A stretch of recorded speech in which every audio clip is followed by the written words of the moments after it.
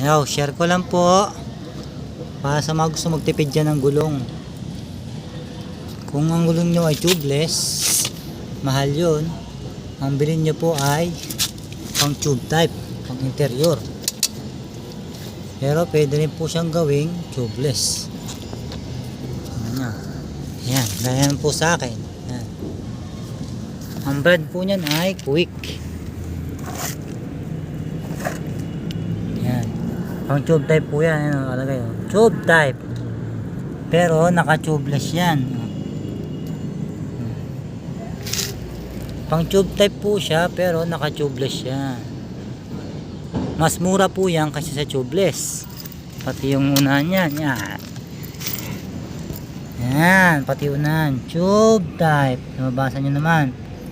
Tube type. Pero naka-tubeless yan. Share ko lang yan ha. Taon-taon ko ganyan ginagawa ko. Mas mura yan kasi sa tubeless.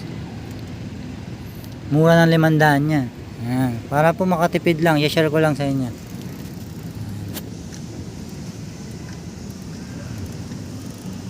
Yan, bago yung gulong na yan. O, bago yan. O.